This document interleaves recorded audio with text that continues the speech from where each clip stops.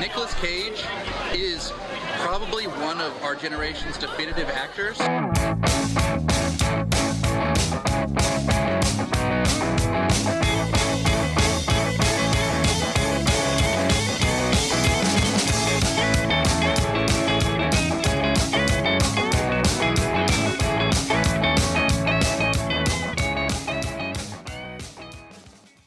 Hello and welcome to Cage Fighting. It's your main man Andy Gillard here. Hope everyone's good out there.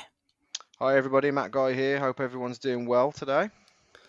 I hope you're all enjoying Lockdown 2.0 in the UK. Americans, freedom as always. Hello. So this week, fellas, we've got a couple mysteries of Cage to be looking at.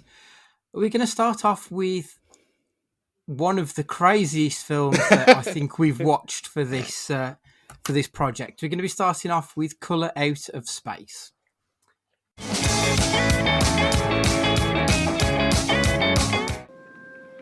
Look at this. All those years in the big city, we finally got out. We're living the dream. Maybe it is a dream.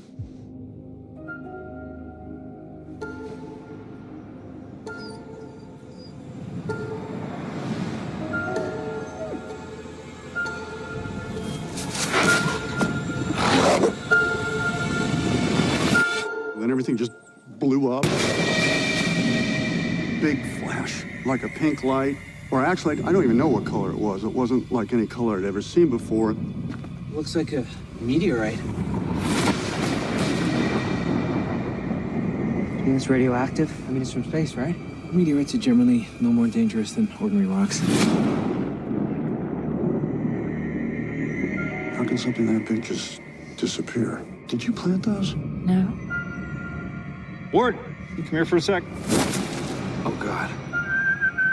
What are you doing? Shh. It's talking to me. Who's talking to you? A man in the well.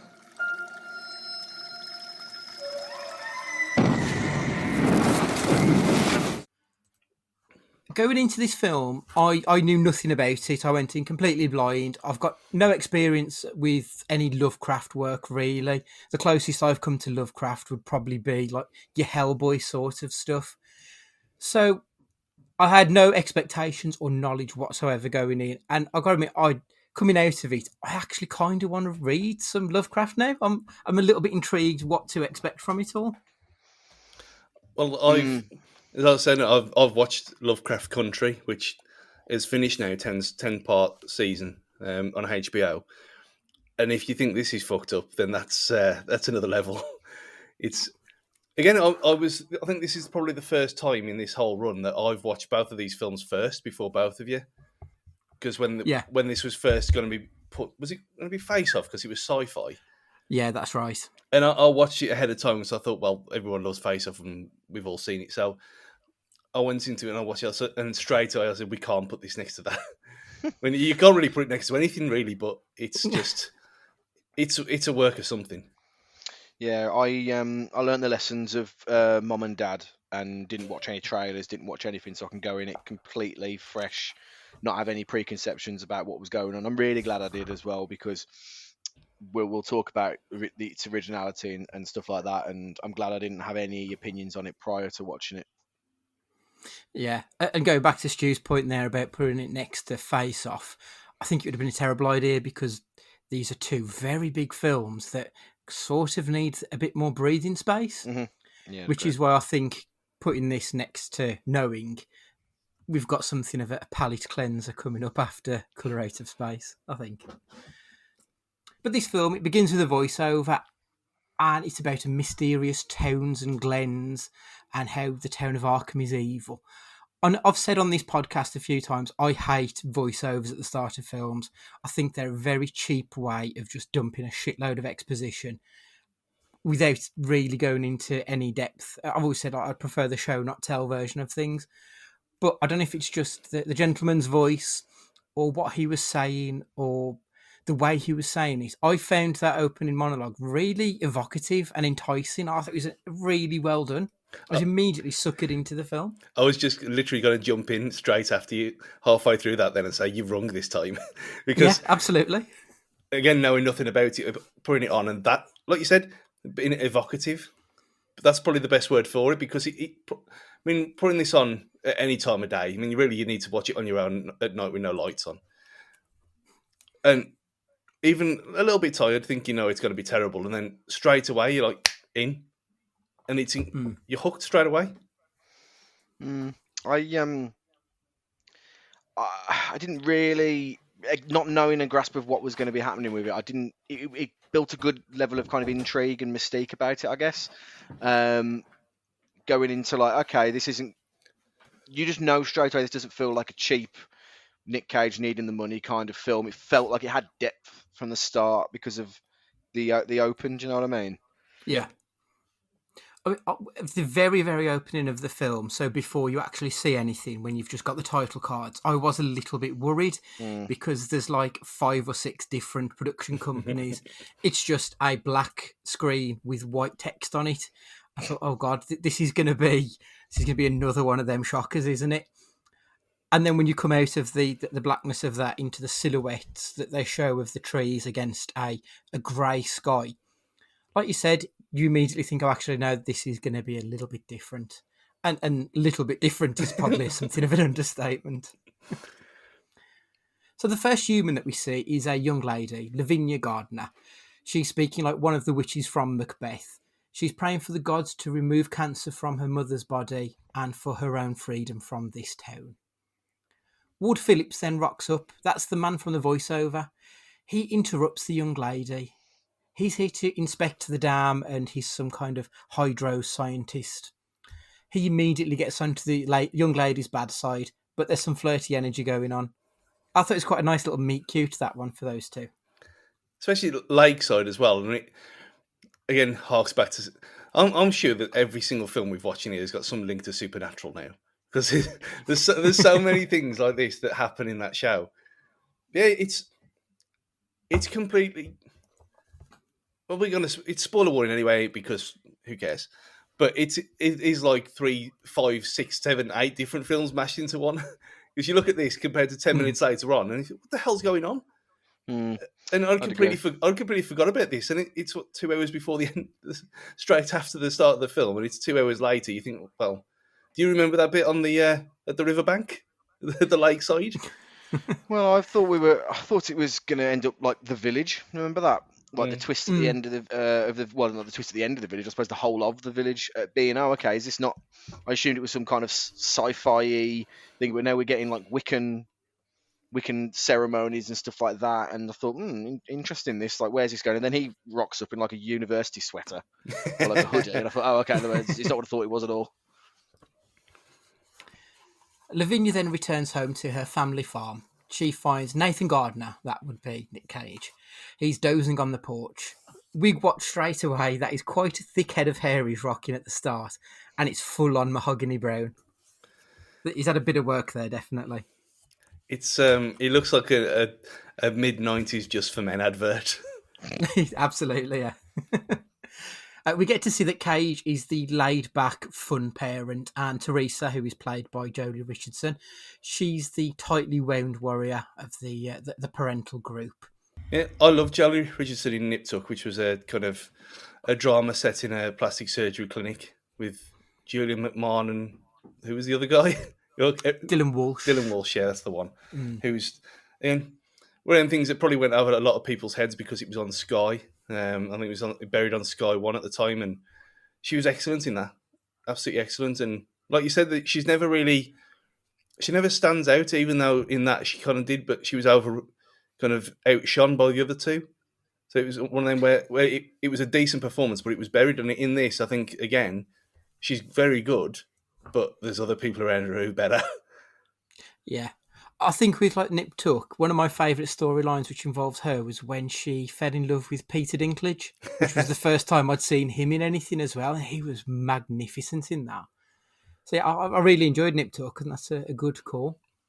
The only thing I can even recognise her from remotely is a bloody 101 Dalmatians. And she's super young. She's a good-looking old lady in The Colour Out of Space, to be fair, but like she's super young in in this, and I was trying to rack my brains. Like, I know we're in something. I know we're in something. What is it? But yeah, 101 Dalmatians. Fantastic. I And I thought that I am looking this up now, so I can't remember in there. I thought that Nick Cage, he seemed like he was channeling his inner Damon McCready. He felt very much like Big Daddy out of the costume, that he was this friendly, fatherly, sweet kind of a guy. And I really liked that because he gave me that memory of one of my favourite films. I thought it was awesome. Yeah, it's that channeled with a bit of pre-virus or whatever you want to call it, Mom and Dad Cage. Like, Yeah. wanting to remain hip and relevant and still that little bit cool, like, part of him as well. I thought it was a nice mix of the two. Mm. And I liked the family meal scene that we got early doors. So we get to see the family. It's very well balanced. So everyone has their own little niche within the family unit. Nathan is laid back and happy. Teresa is highly strung. Lavinia is a cynical bitch. Brother Benny, he's a stoner. And the youngest brother, Jack, he's just an excitable kid. It was a good allegory for the different people within society. I thought that it had a bit of everybody in there. I thought that was a really cool way to show it. We'll hold that thought. It's a little later on. It's almost like you 2.5 children kind of situation as well. It's your typical family of everyone being different to each other, right? As well as being societal. Unfortunately, that doesn't last for long because later that night, whilst Nathan is rocking Teresa's world, a meteorite hits in their yard. The young boy seemingly goes into shock, and Cage cannot stop bemoaning this smell, but no one else seems to notice it. And there's just this meteorite in the ground that is magenta, I think is the correct colour. It's a mix of anything and everything, and it's a very unique looking thing that this tiny thing just changes their whole world. Did you think at this point that it might have been in his head? Because he kept going on about the smell and nobody else mentioned it, I thought, okay, there is something that's affecting him and not them. I couldn't quite tell if it was going to be, it was all a dream or what, but there was definitely something amiss, but I couldn't quite put my finger on it at this point. The following day, the sheriff and the mayor arrive to inspect. The mayor just comes across as a complete uncaring bitch.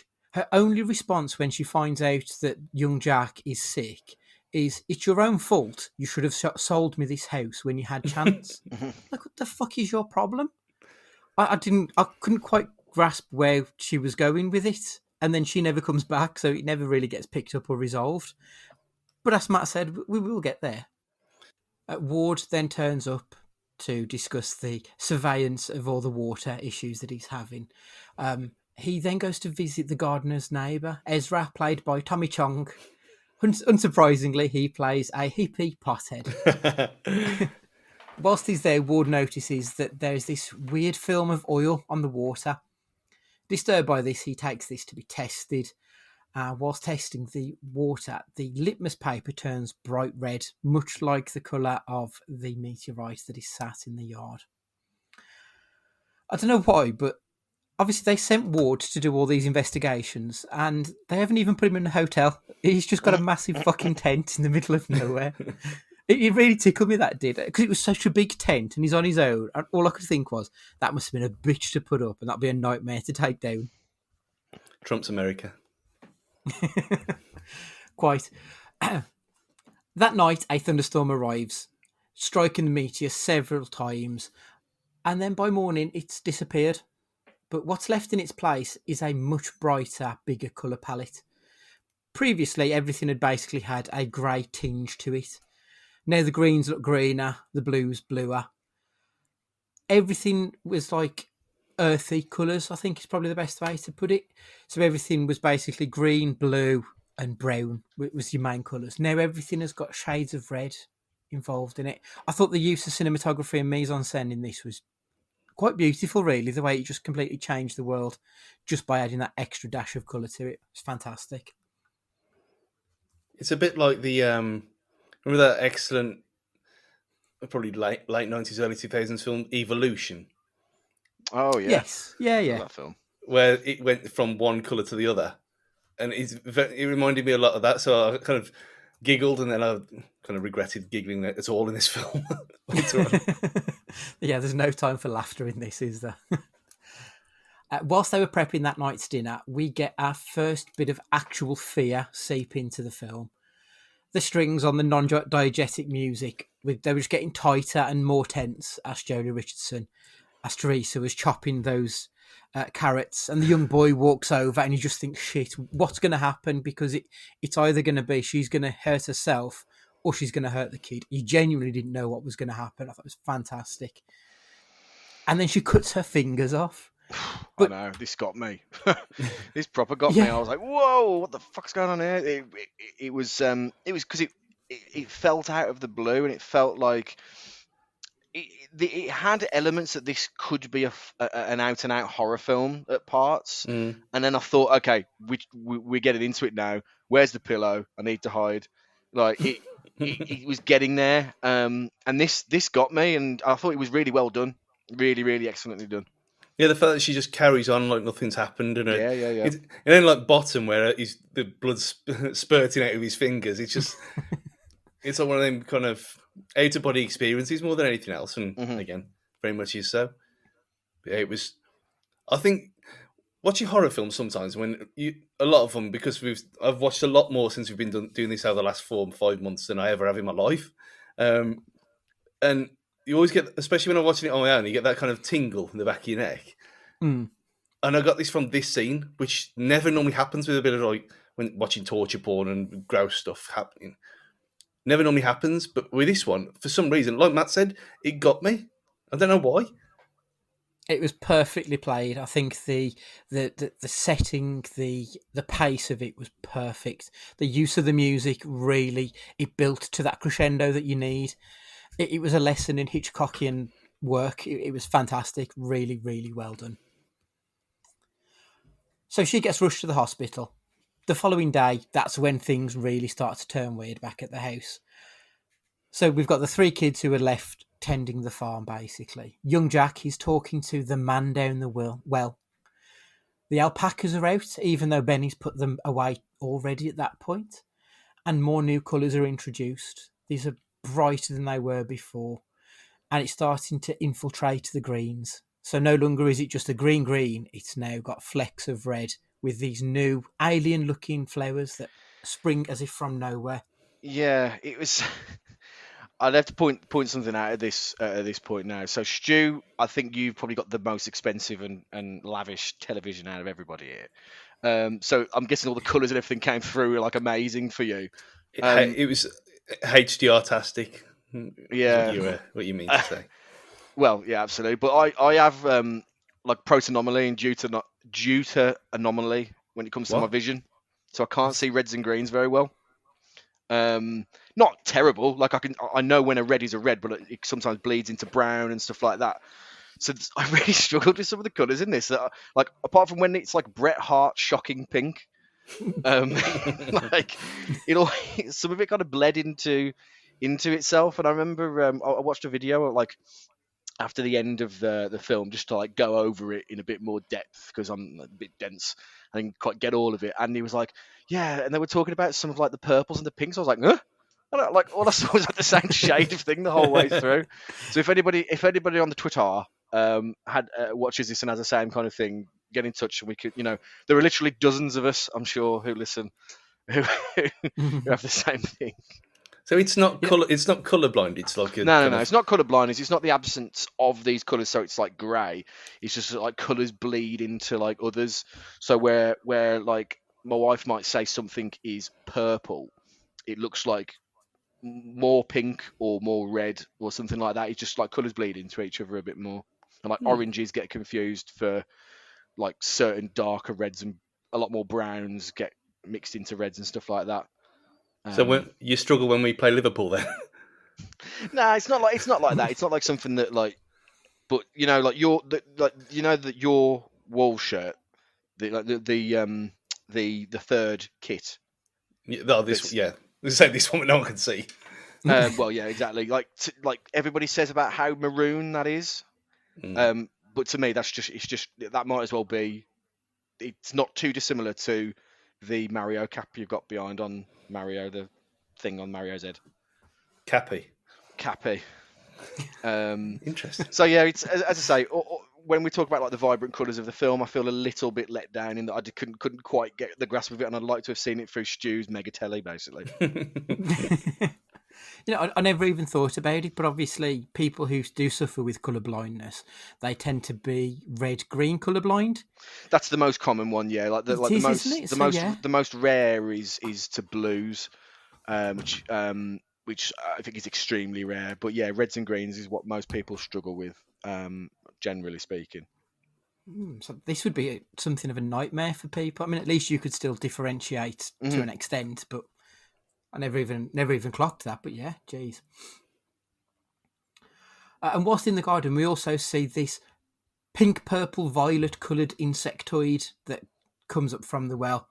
I shuddered when I saw that. This is that moment of like the hackles on the back of your neck creeping up. You could feel it. It looked genuinely creepy as shit. It was great. Ward then arrives back at the house and he tells Lavinia, do not drink the water. There is something wrong with it. Ward then goes to visit Ezra to give him the same warning.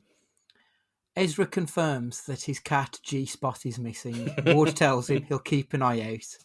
Ezra responds, you may see him, but I doubt you'll recognise him. That's probably the only joke in this film, is the fact that Ezra's got a pussy called G-Spot, which is quite funny, to be honest. It is good, to be fair. I love the fact that they gave us the answers in this scene, but all it does is build up the suspense of what's going on. So even if at this point you don't really know where the film's going, when he says, oh, you might not recognise him, okay, bang, I'm looking forward to seeing some scary shit cat now. Do you know what I mean? Like, you know where he's going. And then when he talks about, I can hear them like downstairs in the basement or whatever, what he said, it was just done really, really well. Like, and I'm still working this film out. Is it Signs? The Alien film? Is it like War of the Worlds? Is it this? Is it that? Like what? I'm still like piecing together the clues of what's going on. And then it just drip feeds you this information bit by bit to help you build the picture of what's eventually going to climax to. And I thought this scene's excellent as well. We skirted over like some of the humour in this film, like you mentioned about G-Spot the cat. When he's being interviewed and she goes, did you have a drink during all this? And then all of a sudden it pops up with whiskey connoisseur or bourbon connoisseur under the guys now. Like this film doesn't allow itself to just be one genre. It allows itself to be scary, funny, sci-fi. Does it really nicely. I thought every time we went back to his little hippie hut, for the first 2/3 of the film, every time you saw it, I thought, yes, we're going to get more of him. Because he was the best part of the film for a long time. For me. He had the feeling of like one of those characters in Grand Theft Auto that you go to like to get side missions that like they're in it for so little, they have to cram so much like good stuff into a character. You felt like the stuff in the when you're in the wilderness with like Trevor's friends. Exactly. At this point, Nathan and Teresa return home. There's a complete change in the air. Nathan is getting pissy. Jack is outside and the alpacas have escaped yet again. Even though they'd been put there twice already in that day. And now Cage, his mannerisms completely change. Even his voice changes. His speech pattern's different. He looks physically different. Like you can see, like his mouth, it's much tighter and much more aggressive than it was when we saw him, earlier that day. He's almost a different person. And also he's punctuating his sentences. He's articulating wildly with hand movements. Gone is the laid callback dad that he was, and now he's just this snappy little bitch who will not listen to his kids. His eyes as well. We'll come back to this. Yeah, this is something we're going to discuss in the crazy section of the of this podcast. But I would like to just splice in a clip here, just to see if you can figure out where you think this character is going. What the fuck are you talking about? Nothing has been fucking this place up. I've had it with your drama, Lavinia. So do me a favor and get the fuck out of my sight, okay? No, actually, I'll save you the trouble and get the fuck out of yours. God, what is that smell? What smell? We washed everything. Exactly the same smell as the cancer ward where my father was. You know, death, disinfectant, the cancer smell, rotting milk. You know the smell. The next day, we wake up to even more colour and even more alien-looking shit that is going on as Nick Cage is picking up all these fruits that have just almost deformed. They look like pumpkin tomatoes almost. They're unique-looking things. And this is probably the first bit of proper Crazy Cage we get. We get a bit of Crazy Cage and a bit of Crazy Jolie in this bit, where they're having this argument in the kitchen and he's just going ape shit because all of the fruits, no matter what he does, they all taste like shit. And Jolie's getting angry because the internet is stopping her from working. Everything's going wrong, even though they're trying their hardest. Yeah, we haven't even mentioned that she was working from home and blaming him for not paying to get a service on the dodgy Wi-Fi situation. That night gets even stranger. Lavinia carves a symbol into her flesh, and then Teresa and Jack get struck by pink light, melding the two of them together. It was almost like the Spice Girls were singing about this film when they said two became one. By the way, that is a fucking great song. Stu, you're a big Christmas film fan. Does that extend to Christmas music? Do you like Christmas songs as well? Obviously. Yeah. Excellent. And that video is perfect as well. I mean, Jerry in that green tank top, Times Square. I've always been about Victoria Adams. Fuck Beckham. You don't recognise her actual name. That's it. That's right. It's not fair. The next day, the earthly colours are pretty much gone. We only have shades of red left. I noticed in this scene, Nick Cage's shirts. So at the very beginning, when we first see him, he's wearing a steel blue, grey, just a single colour shirt. And then the next day, we see him in a shirt that it's a plaid shirt, but it's mostly white with flecks of red. And in this scene, it's a plaid shirt again, but it's just red. It's red and black plaid shirt. So Cage, his character, has gone from grey to red slowly, much like the rest of the scene. I thought that was really clever, really well done. Yeah, excellent way of showing the growth and the changes within the character. It's fantastic, really clever. This is why he's the host. This is why he's the host. Yeah, that's right. This is why you shouldn't illegally download a film and put it on your laptop and watch it while you're doing the washing up. Because you miss stuff like this.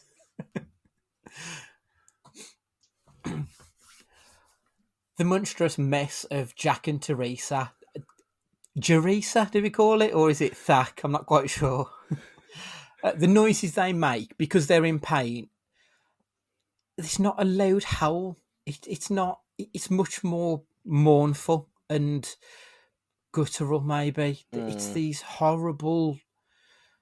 It's like it's a pain in their soul, not just the pain of their physicality. And I thought that was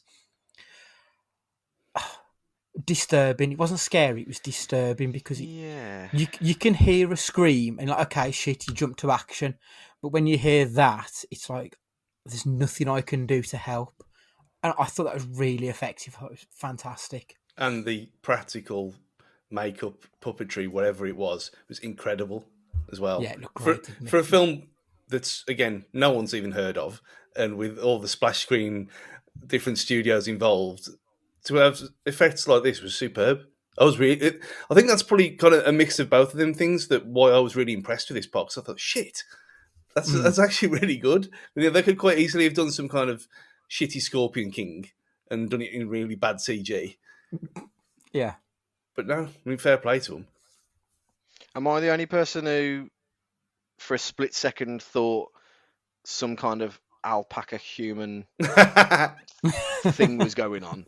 Because I thought that's where it ended up being some kind of like there were going to be hybrids of all of the things that these things are, this entity has touched and sapped the soul from, and that's where again the I don't know, the abomination that you want to call it between the two that were like spliced together. I just thought I didn't know where the evolution of this thing goes, because I hadn't cottoned on to the fact it was all related to the water quite at this point. And it was like, don't drink the water. But I didn't realise it was kind of going to turn them like that, like really, really quickly. And I just thought to themselves, like, they're going to do some horrible, horrible thing where like they end up eating each other. It was getting real, like, and obviously where Nick Cage goes with it afterwards, as he descends into kind of where he goes, it was really odd and disturbing in a way that I wasn't expecting. I thought they were just going to go down like a possession route with it, where like this entity takes over them from a mental point of view. But no, what they did with it was stunning. Really, really well done. And have you ever looked at an alpaca in the face? Like, not personally, no. It's almost like this is what their end game is. That they want to be part of you. They run wild up north, like in fields and stuff, and when them kind of public highways where you have to walk through a field to get to the other side, and you're not protected from cows and stuff. And there's one like that, but it's an alpaca field. This is like North Yorkshire, so say what you will, but this was all before lockdown. No tears are broken. But yeah, you have to go past them, and they're terrifying things.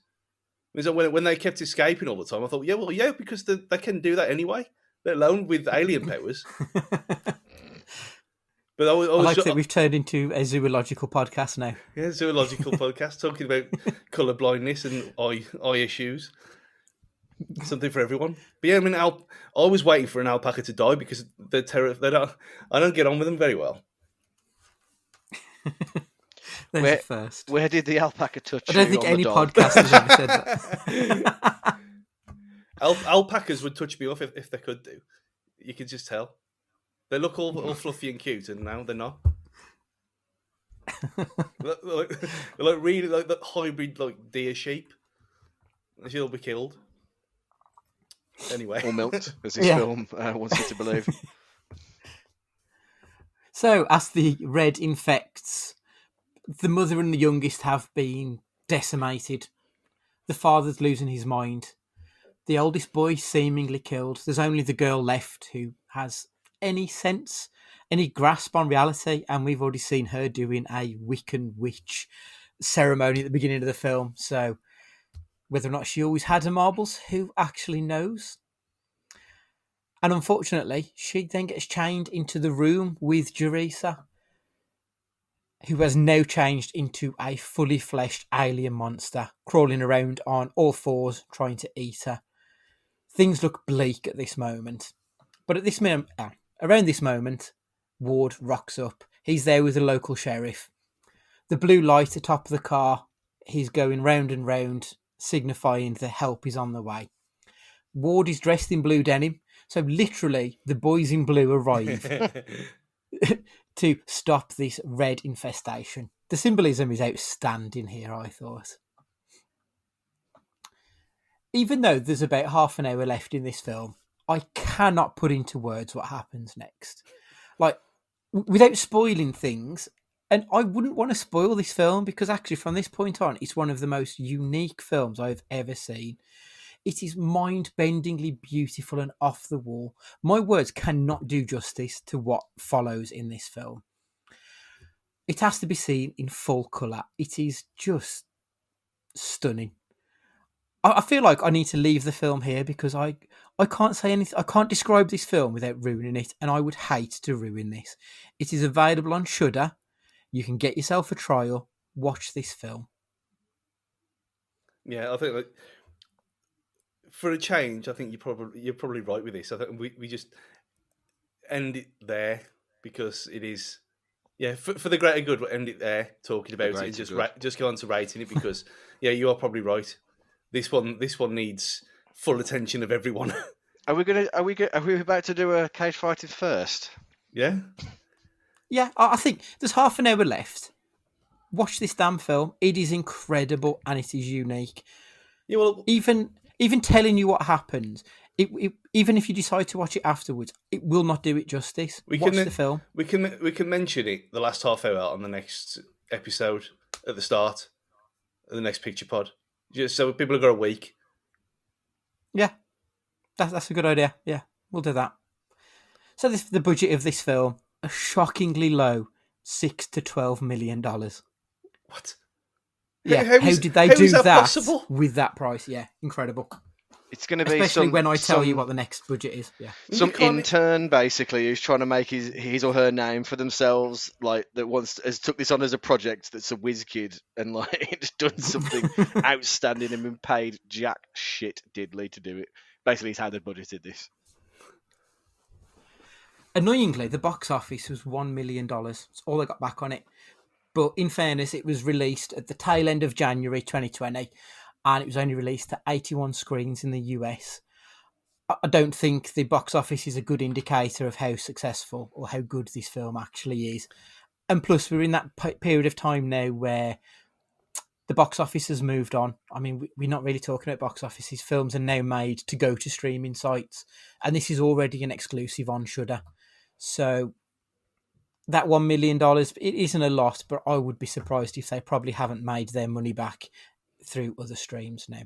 Yeah, I mean, this is going to be one where it wouldn't surprise me in the slightest if 4 or 5 years down the line, some random celebrity comes out and talks about it, and then everyone goes and follows and goes and watches it, and then it becomes a cult hit. Yeah, absolutely. Without a shadow of a doubt.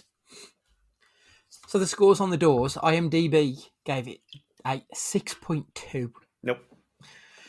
The Metacritic score was a 70.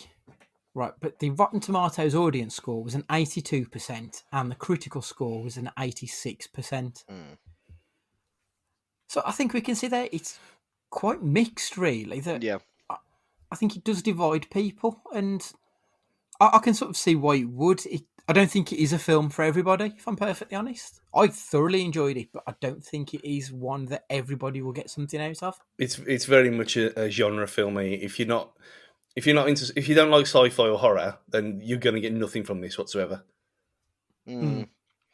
Yeah, I'd agree. I think IMDb is a horrendous indication of a film's success anyway. In looking at what the top 200 films of all time are, popularity should never be an indication of quality in any form of life. To be fair, but I think looking at the critical score and looking at people's the Rotten Tomatoes audience score, I think is a fair indication of this film. Really, it's good, very good in parts, but it's not quite top tier, but it's very good. I looked at some of the non-critic reviews on Amazon, and they're very 50-50. But Amazon is probably the worst place to look for reviews, to be perfectly honest. Almost all of the negative reviews, you could tell they clearly didn't understand the film. I don't mean that to sound hoity-toity.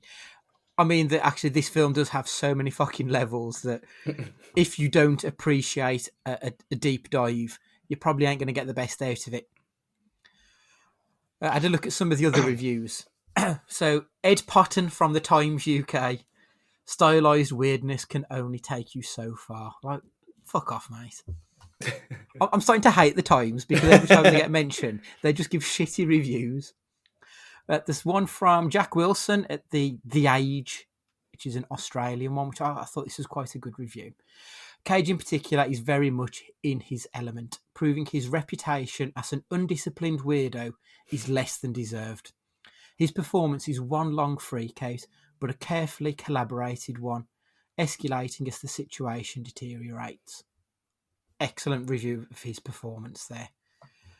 The Enemy said he was intense, unpredictable, and harrowing moral tale, with Cage putting in his most nuanced turn in the last decade. And what I thought was probably the best one of all was from the Rotten Tomatoes' own critic, saying it's a welcome return for director Richard Stanley. Colour Out of Space mixes tart B-movie pulp with visually alluring Lovecraftian horror with a dash of gonzo Nicolas Cage. I don't think anyone could put it better than that, to be perfectly nail on the honest. head, isn't it, that? To be fair. So the good, the bad and the crazy. Matt, start us off, mate. Yeah, from my point of view, the good, the originality and the family's whole performance, I think, was really good. It wasn't a film that was dominated by one good Nick Cage performance, which I think often overshadows a lot of other people because of how out there he is when he is good, and how he gets his characters across. He's done in such in a way that's not overbearing, but because he's the star, the focus is on him. But I thought the family in general were really, the dynamics were really good. The conversations that they had, the way that they interacted, I thought felt real and felt legitimate. And it was done in a really good way. This might be one of the only examples of a film where the little kid isn't a massive twat and makes the film like isn't incredibly irritating. So I thought that was a really, really good thing. One of the bad.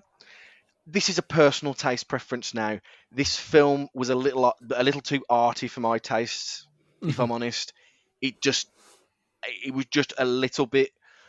I think the word I'd use would be overindulgent in in its use of kind of throwing out these visual effects, which were great. It was just slightly too much for me. But I'm nitpicking for the sake of finding something to critique, really. The crazy we've discussed already in the finger scene when she cuts off her finger. Like the actual, we talked about the sound and everything, but actually the physical action of it and how much of her finger she chops off was really well done, and done so in a way that I wasn't expecting, and kind of set the tone for some more of the gruesome and horror elements of the film to come.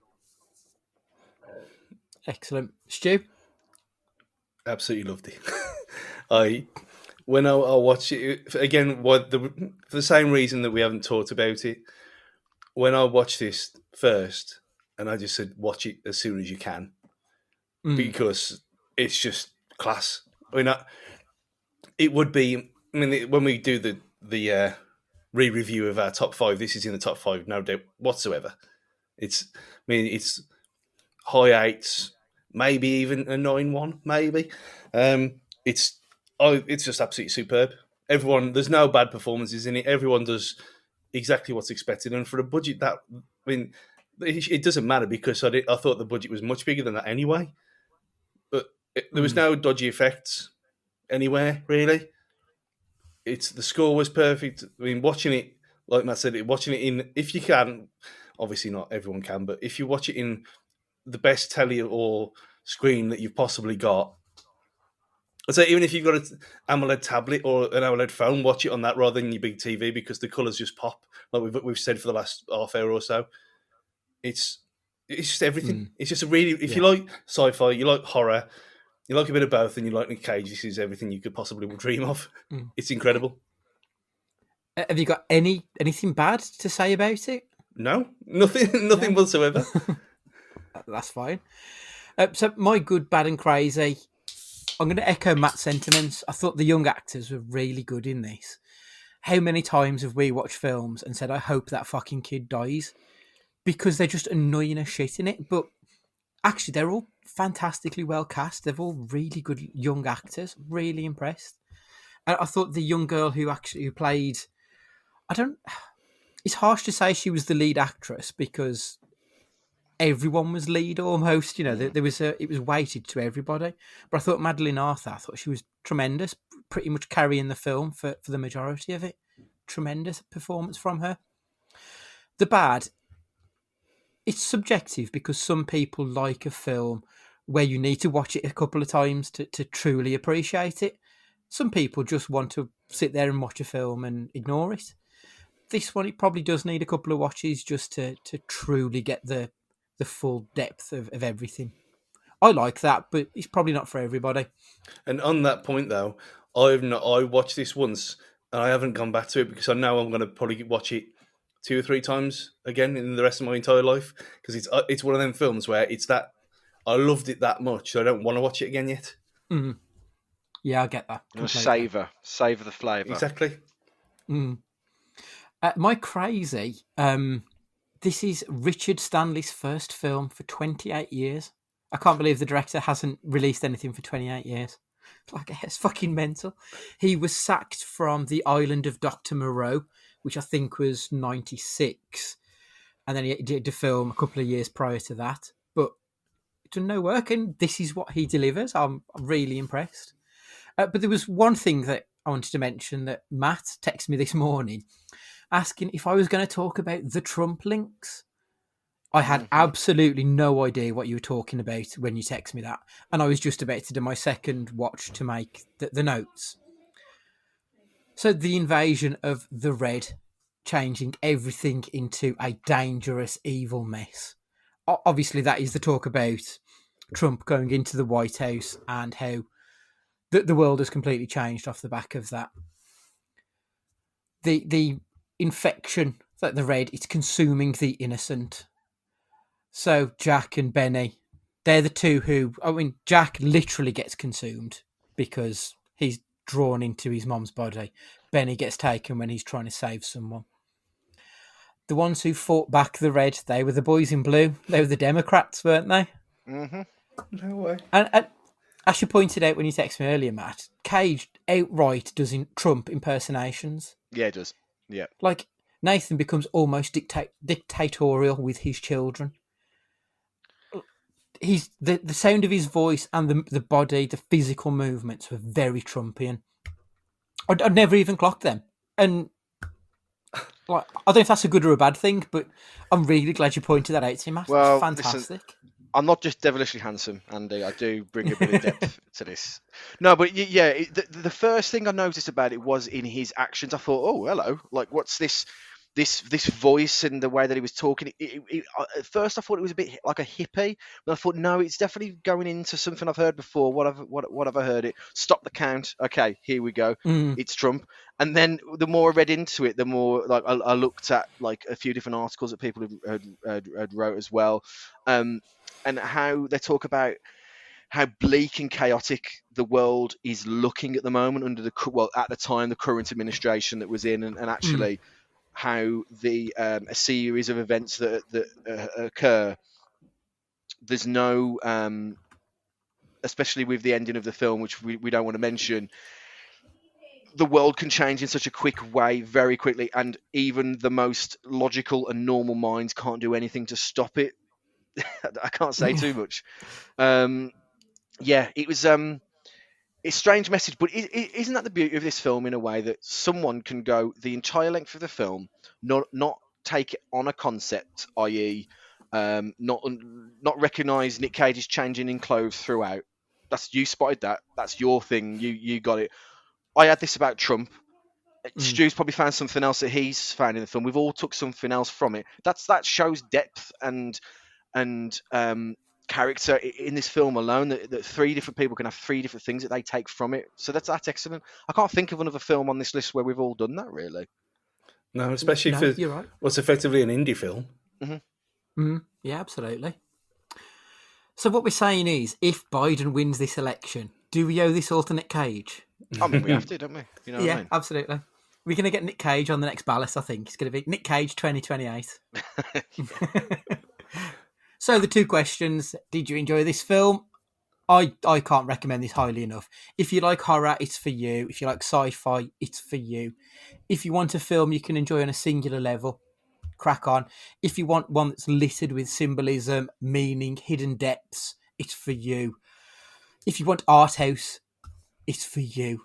It's so good, and apparently this is going to be part of a trilogy of Lovecraft films from Richard Stanley. I cannot wait to see what he brings us next. Matt, what do you think? Absolutely. It's got a lot of things going for it in terms of its actual wider appeal. The reasons you've said, if you like sci-fi, horror, etc., etc. I could actually recall about it all day, really. Yep, just go watch it. Do yourself a favour. Don't listen to us, in a way. Just go watch it, enjoy it, then come back and see, did you pick up on the same things that we did? Yeah. Stu, you've exposed your love. Have you got anything you'd like to add?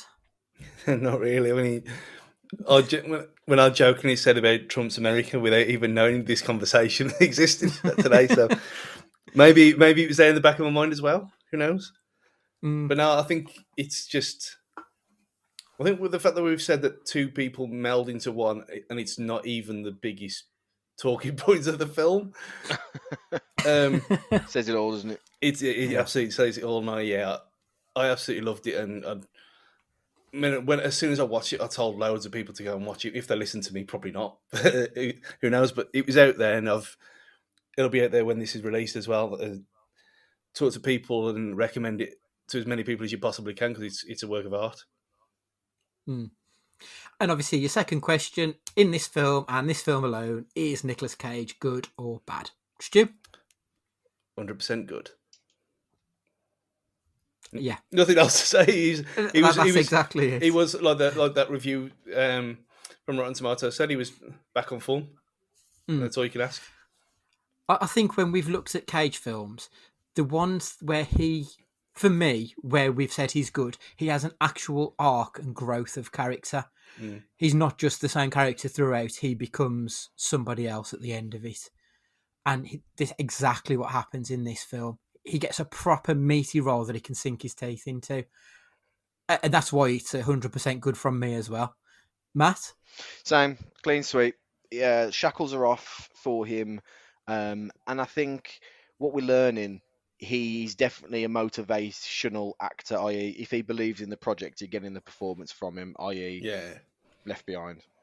And he's fully immersed in this. So, yeah, 100% clean sweep from the trio here. Fantastic. So yeah, as Stu said, like at the beginning, we were originally going to pair this with Face Off, and I'm thoroughly delighted that we did not do that. I think those films probably would have clashed a little bit too much, and they needed a bit more breathing space. I was going to pair it with Mandy, which, having recently seen that film, I can't wait to do another rewatch of Mandy, just because I feel that is probably going to be on a level to this. And again, it's another one that needs that little bit of breathing space. So pairing it with Knowing. So I guess we're going from the mind-blowing to the mind-numbing.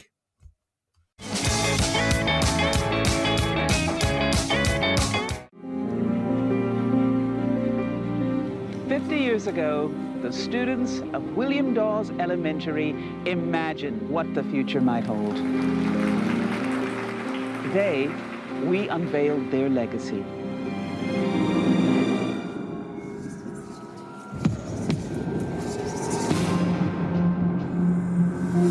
It's a list of dates. Every major global disaster for the last 50 years in perfect sequence. The next number on the chain predicts that tomorrow, 81 people are going to die in some kind of tragedy. Get off the train. Why? What's wrong? Just take the baby and get off the train.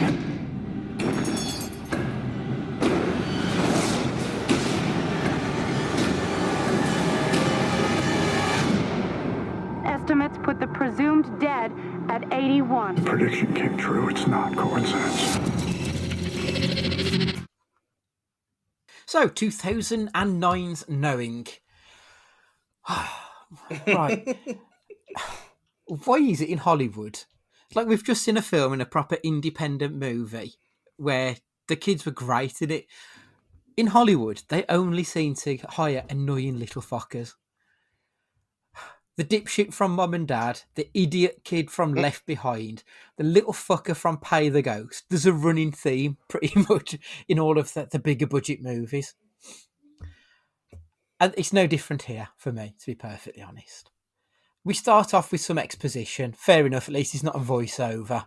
But we get this scene which is set in the 1950s. The local school, they're burying a time capsule, and the kids are putting their putting in their hand-drawn pictures into the time capsule so that kids in 50 years' time can see what the kids of the past thought the future was going to be.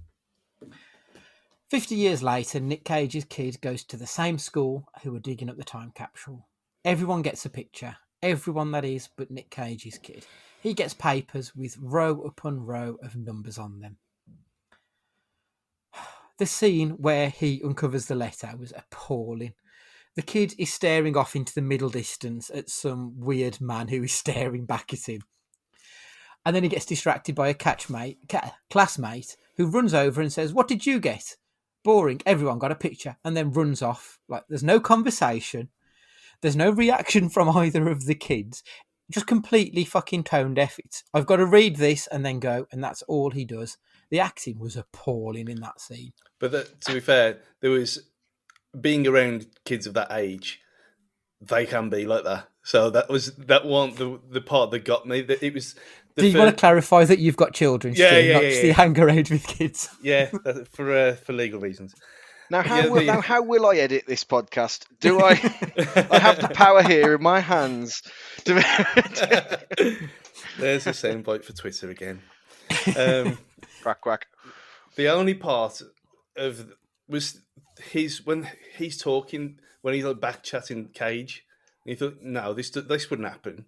This is like really bad, really really bad child acting, and and it's on a par with. Like I was going to say Phantom Menace, but that's pushing it a bit much.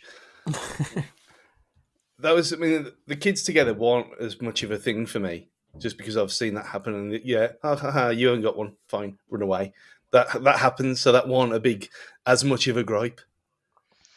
One thing I need to question, is 50 years long enough for a time capsule? I thought that. I mean, it's not really, is it? Not much has changed. Obviously people may have died, but they'll be late 50s, early 60s. They look like they're about 9, 10 maybe. So it's not a massive frame of time. If you're talking about 100 years, okay, fine. But but you're probably right.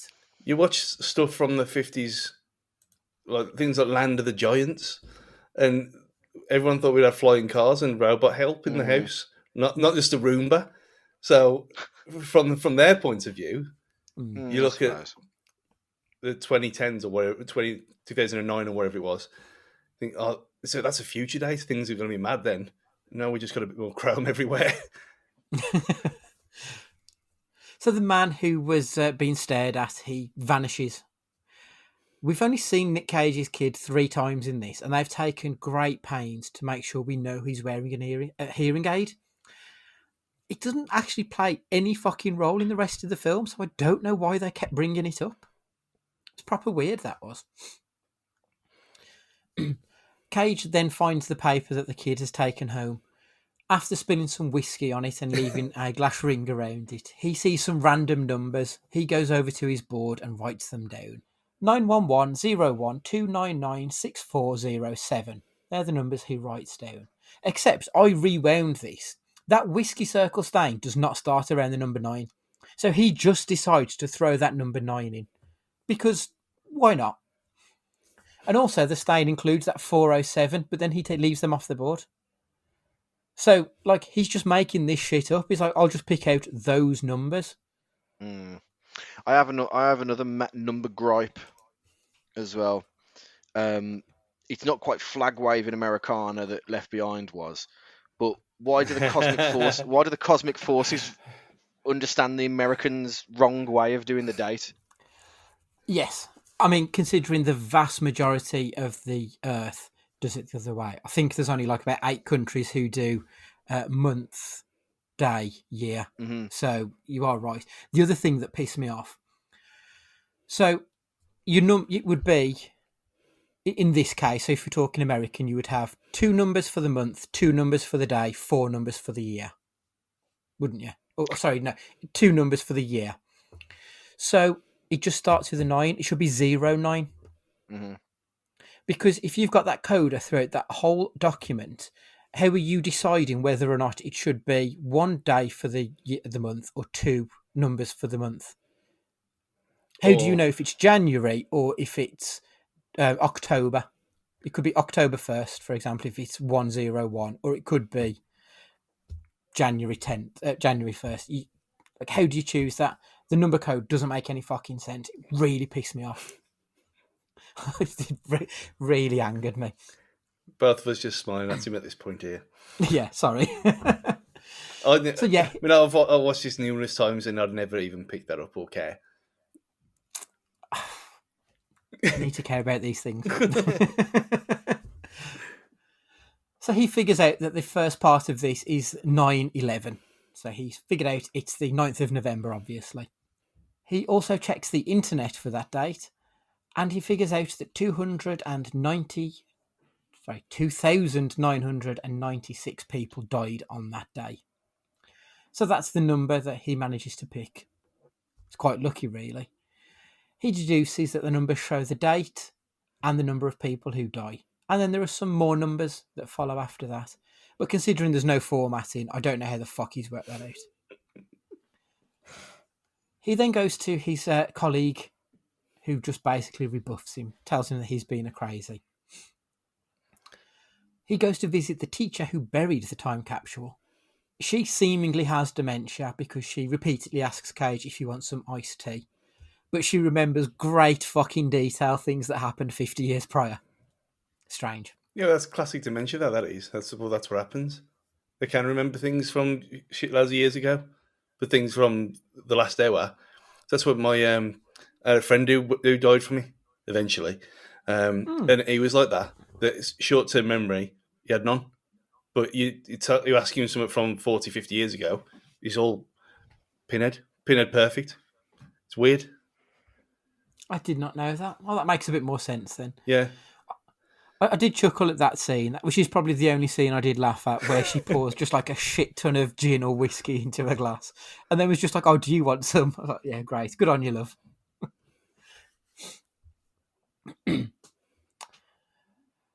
So she then explains to him that the young girl who wrote all of the numbers is dead. Whilst playing in the yard, Cage's kid then goes over to a stranger's car. We get another nod to the kid wearing an hearing aid in this part. Again, I don't know why. The kid and the strangers don't talk. They just stare at each other, and then they hand him a small black pebble. Cage's sister comes round just for the exposition dump. Cage is estranged from his father. Made out that he doesn't care for his family because they're religious. Makes Cage look like a bit of a dick, to be honest. The piece of paper that Cage has says that 81 people were going to die today. Whilst going to pick his kid up from school, he gets stuck in traffic. He turns on his sat-nav and figures out what the other numbers meant. They were coordinates. He realises that the location of the 81 deaths is going to be here. We then get a really shitty-looking CGI plane come crashing down. I zoned out for the next 7 minutes. I have literally no idea what fucking happened. You say shitty CGI, but there's a video on YouTube of a pilot, a guy who works for the NTSC, and they asked him to rank plane crashes on how authentic they were on screen, and he gave this an 8.5 out of 10 for being almost spot on for what exactly would happen. So when we are talking, I mean, it did look like something from Air Crash Investigation at points, and it did show its age. But how it was actually shown of the bits all over the place and the turbine and thing, and the fact that it was a one shot was that was impressive. But it was for how dodgy the CG was. It was actually really well done. Yeah, I enjoyed it. It had the flavour of the first episode of Lost.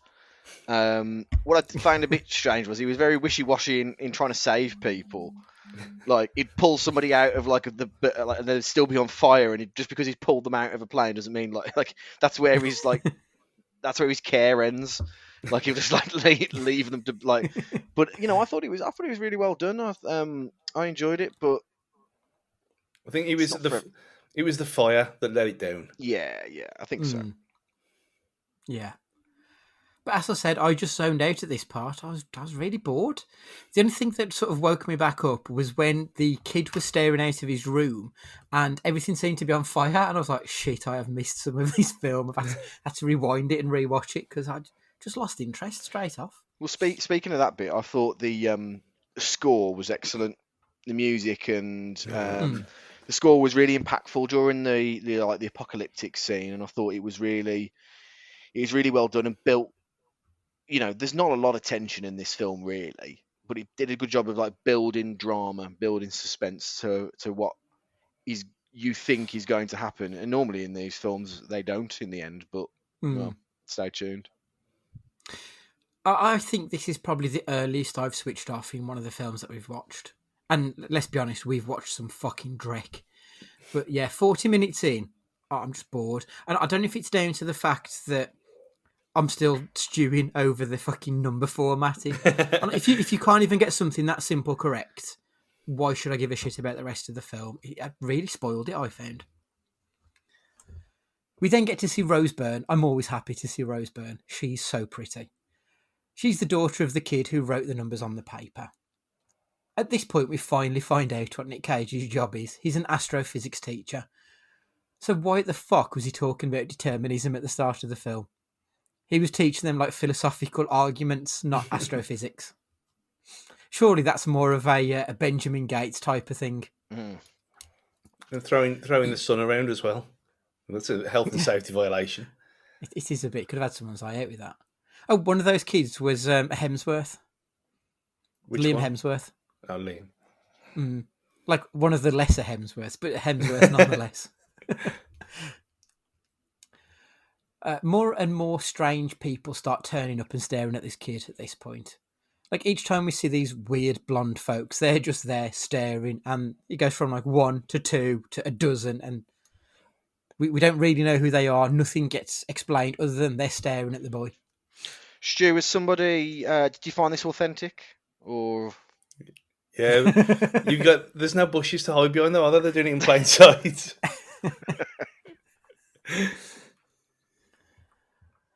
After seeing there was another incident due, Cage decides to try and stop what turns out to be a train crash. Isn't it convenient that all of these massive accidents all happen within a few hours' commute of Nick Cage? Yeah, it is. We're just over halfway through, and honestly, nothing really happens. It's so ponderous and slow. You know what? The fact that Ben Riddleston's in this film and he's completely wasted to about 5 minutes screen time. Yeah, I've got that in my my bad part of this film. It's fucking offensive to have someone that good in this film. And like, honestly, I can get through the next 45 minutes like within a couple of sentences because nothing happens from now until the last 15 minutes. Yeah, it does. It's just fucking desert. You get to the meeting the woman and the kid and the door. All superfluous though. It's all irrelevant though, isn't it? No, because she gets to hold the bunny in the end. Okay, we'll see. So Rose Byrne's daughter and Cage's kid, they become friends. They're both getting bothered by these strangers. One of the strangers opens his mouth and a light comes out. Completely apropos of nothing. Rose Byrne's kid is also a terrible, terrible actor. The adults figure out that the next event on the list is going to be an extinction-level event, and the world will end tomorrow. Luckily, Cage is an astrophysicist, and he figures out that a giant super flare is going to destroy the whole world, and that nothing he can do will change it. Cage finds his annoying kid is now scrawling numbers on a piece of paper. Doesn't seem to have any bearing, doesn't come back into play, utterly fucking pointless. Yeah, I did think because were these like coordinates for something else afterwards? I thought because I'd watched it when it came out because it was as a date film, and so I hadn't watched it since. And I remember liking it at the time, but this I'd completely forgot about why he was doing that. But obviously we know why, because he started scrolling into his desk. And then it flicked in his mind what he had to do and to go and look for the door that we'll come on to in a minute, I presume. But yeah, I just thought, well, if they were numbers for somewhere else, something or somewhere else, that would have been pretty cool to come back to that, but it never happened. Wasted opportunity. Yeah, very much so. So I should say, at this point, this is when Cage remembers something the teacher said about the girl writing numbers down on a door because she got interrupted. He remembers to drive to the school and takes the door off his hinges and drives home so to strip the paint off the door and find the numbers. There is so much craziness in this. Right, it's an absolute slice of luck that the doors have not been changed in 50 years. It's another slice of luck that he finds the one fucking door that he needs. And more importantly, it makes no sense. None of it made any sense. He theorised that the coordinates she wrote down on this door would be the safety point. Why would he assume that? We know that everything that's happened is the epicentre of the crash or the devastation that is due to come. Why would he assume that that point is not going to be where the solar flare hits the Earth? Again, it's the logic leaps that keep pissing me off in this film, and it spoils it for me. When did you get when it said EE backwards that it meant everyone else straight away? I presume. Well, I kept thinking, because it annoyed me, I thought she should have put ELE, because ELE is shorthand for extinction level event. So I thought it meant extinction event, not everyone else. So I sort of got the same answer, but just in a roundabout way. It was one of them chill moments when they lift up the bed and it does say everyone else. I thought, ooh, chill moment. But I don't know why. It was you kind of got it by that point. I don't know. It's the smooth stones everywhere, which again never. That was weird. It was all because I thought at first are they taking kids and replacing them with stones, because that's what you kind of hinted at, and again it was just never really mentioned again. They were just there. No, it wasn't. It's like a sticker at the dentist.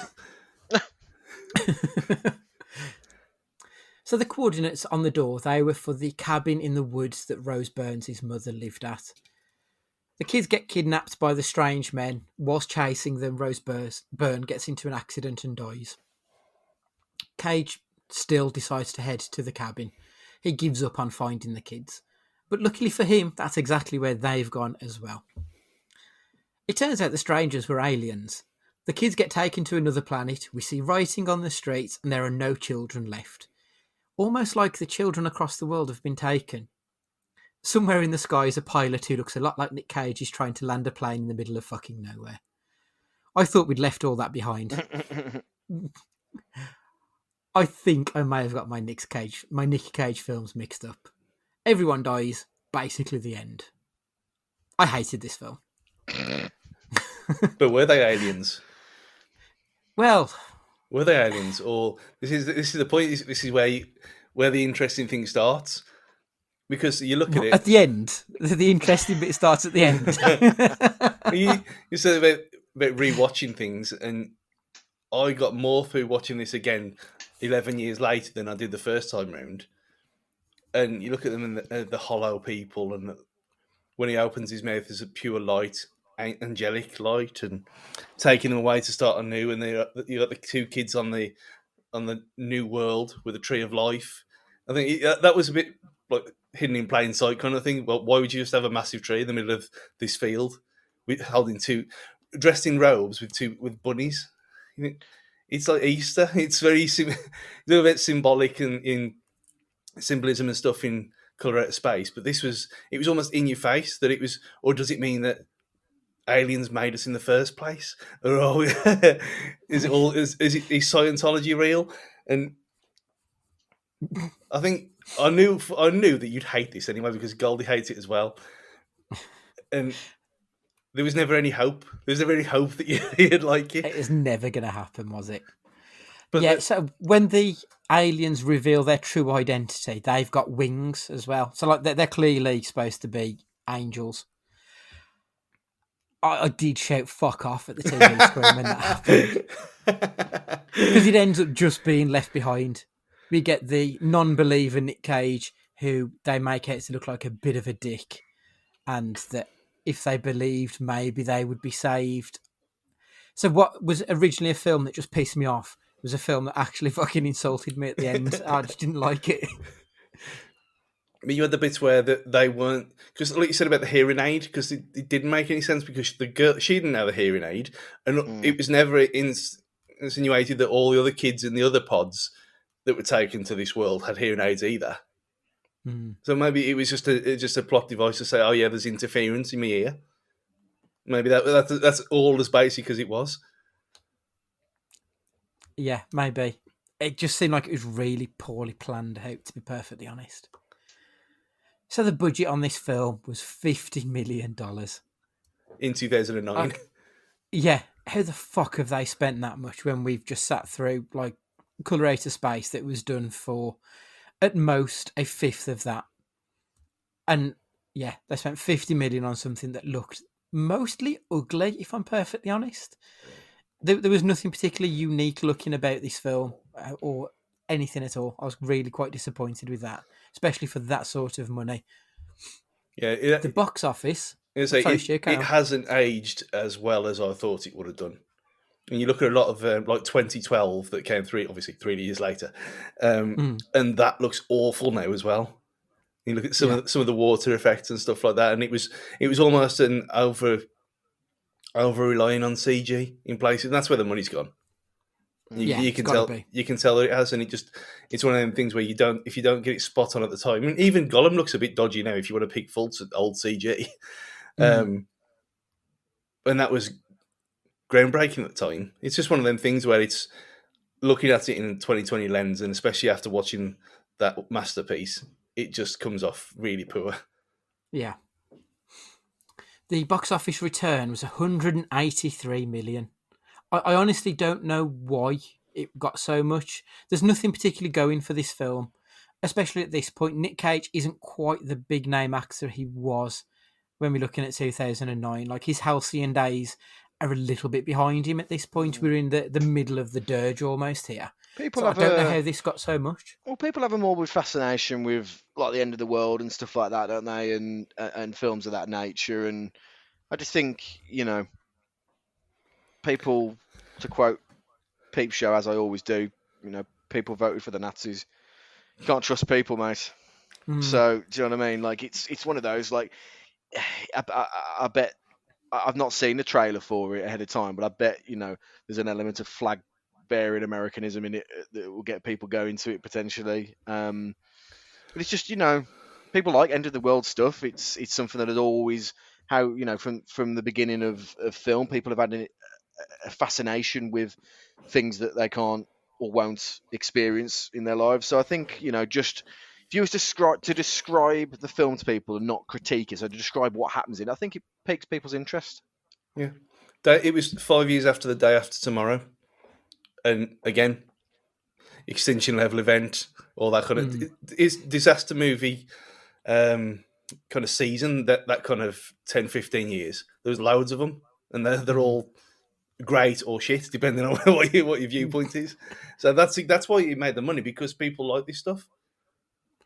I don't remember this being sold as an end of the world type of film. I vaguely remember it being more of a maybe I got it mixed up with Next in my mind, because I thought it was something where they knew what was going to come. Knowing was that he knew what was happening. So I'd got these two films a bit mixed up in my head, and it's obviously not that type of film in the end of it. But I still wouldn't have expected it to have got, almost 4 times its budget. The IMDb score is a 6.2. The Metacritic is a 41. That's more like it. The Rotten Tomatoes audience score was a 42.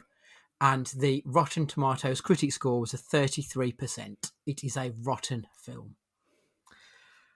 Amazon has it at 4.4 out of 5 with 68% 5-star reviews. Yep. Some of my favourites. The best time to watch this movie is with your family. This movie will make you think twice about those who are willing to care for you. I don't know what film he's watched. This next one, I bought this for a present for my 12-year-old daughter. She's wanted it for ages. She says it's the best thing ever. This film's a 15. You should not be giving this film to your 12-year-old daughter.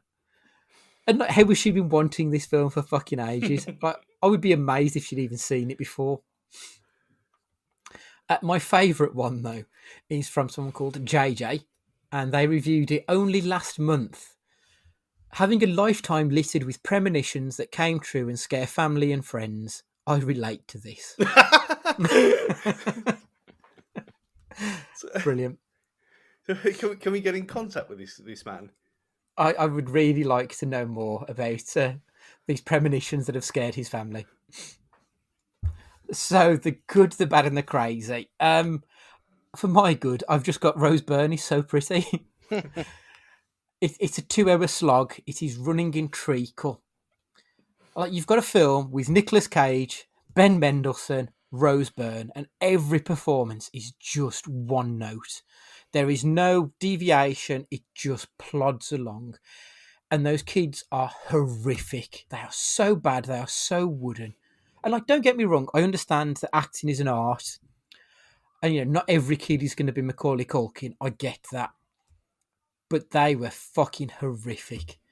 I would rather be eaten by the sun than have to sit and watch this film again. It was appalling. And the crazy, right? So the hearing aid goes absolutely nowhere. Those black pebbles go absolutely nowhere. Where did the aliens come from? Like, they just sort of appear. Had they always been? We don't know. There was no real explanation to any of that stuff. Actually, it was an absolute shambolically made film. I can't even think of how you could tweak this film to make it watchable. It should never have been made. The script is incomprehensibly bollocks. Awful. Matt. I liked it. But no, anyway, nice. So good. The concept I thought was fun. I like end of the worldy type films. I like conspiracy theory kind of films, and I like the concept. I thought was good. The idea of the execution might not have been fantastic, but the concept behind it was good. I like the idea of this number pattern deciphering it. There wasn't enough. He solved it far too quickly for my liking. For a film that lasted far too long, which is my bad. It could have done with a half an hour trim. It doesn't necessarily ruin a film. Django Unchained is half an hour too long as far as I'm concerned, but it's still a great film. But it was too long. It plodded on. I started to tire quite early on into this becoming a bit of a slog as opposed to enjoying it. The crazy, Stu almost touched on it. Which was, I thought this was in the same universe as City of Angels, as I thought at one point they were going to end up just taking people away, and it was the Rapture, and actually they were there as angels to take people away, and I thought Nick Cage's friends were going to appear in that way. It didn't really challenge us, like to make you go, oh my, what a twist or anything like that, but. Yeah, Stu. Some of the angels looked a bit like Spike as well from Buffy, which was quite fun. I liked it at the time, and I was very much in the minority of people.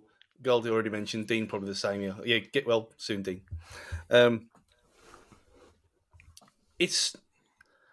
watched it again, and apart from the CG, I remembered why I liked it in the first place, but I didn't like it as much.